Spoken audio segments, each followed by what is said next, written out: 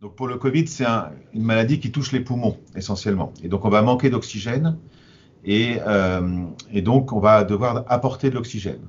La première façon d'apporter de l'oxygène, c'est avec des petits tuyaux qui apportent de l'oxygène dans le nez avec des lunettes. Donc on va augmenter ça et ça, il n'y a pas besoin d'être en réanimation, on est hospitalisé dans les étages. C'est la raison pour laquelle on hospitalise les patients. Les patients qui n'ont pas besoin d'oxygène, a priori, n'ont pas de raison d'être hospitalisés. Ensuite, quand ça ne suffit pas, on va pouvoir apporter des systèmes qui vont apporter de l'oxygène à haut débit, où ça souffle plus fort et où ça augmente la quantité d'oxygène qu'on apporte et en plus ça aide le patient à remplir ses poumons. Si ça ne suffit pas, le plus souvent on passe à l'intubation. Donc là c'est en réanimation. Ça c'est en réanimation. Et déjà l'oxygène à haut débit c'est en réanimation. Donc le plus souvent on va devoir intuber, donc c'est-à-dire mettre un tuyau dans la bouche, dans la trachée. Et là, on va le brancher à une machine qui va pousser l'air avec beaucoup d'oxygène, donc plus d'oxygène que ce qu'on peut apporter juste par des lunettes. Et surtout, ça va permettre de maintenir de la pression dans les alvéoles, dans le poumon, pour que tout le poumon, enfin que le maximum de poumons soit ventilé. Le problème de ces infections, alors comme beaucoup d'infections, mais de celle-ci aussi, c'est qu'elle va abîmer le poumon et elle va, au lieu que le poumon, c'est des petits sacs d'air, on appelle les alvéoles, ben ces petits sacs, au lieu de se remplir d'air, ils se remplissent de liquide parce qu'il y a l'infection qui va irriter et faire de l'inflammation et donc de l'œdème du poumon, donc de l'eau dans ces petits sacs. Et ben, une partie du traitement, c'est en mettant de la pression grâce à la machine, de chasser l'eau pour que les petits sacs puissent à nouveau s'aérer et qu'on puisse à nouveau passer de l'oxygène dans le sang des patients.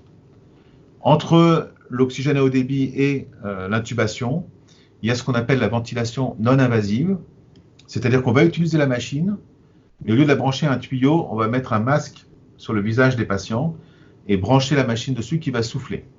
C'est ce que vous avez peut-être vu, les histoires du masque de chez Decathlon, qu'on branche sur les machines, donc c'est ça.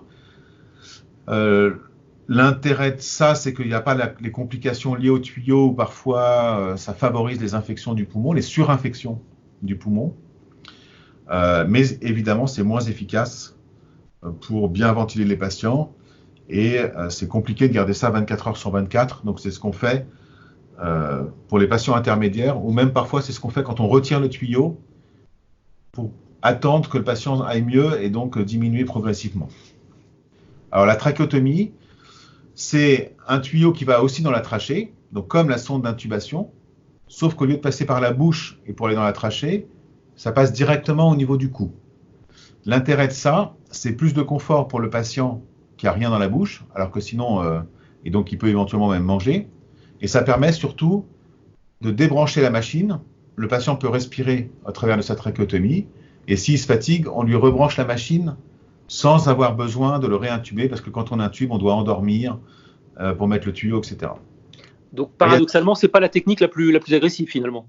Non, et en fait c'est une technique qu'on utilise plutôt pour le sevrage. C'est-à-dire quand le patient a besoin de la machine, qu'on l'a réveillé, que du coup la sonde d'intubation devient inconfortable, mais qu'il en a quand même besoin. L'autre chose que ça permet, la trachéotomie, c'est que ça permet aussi d'aller aspirer dans le poumon les sécrétions. Ces patients-là, au bout d'un moment, ils perdent du muscle, ils perdent de la force et parfois ils ont du mal à tousser, donc ils s'encombrent. Et ça permet d'aller aspirer dans le poumon tout en permettant au patient de respirer tout seul sans la machine.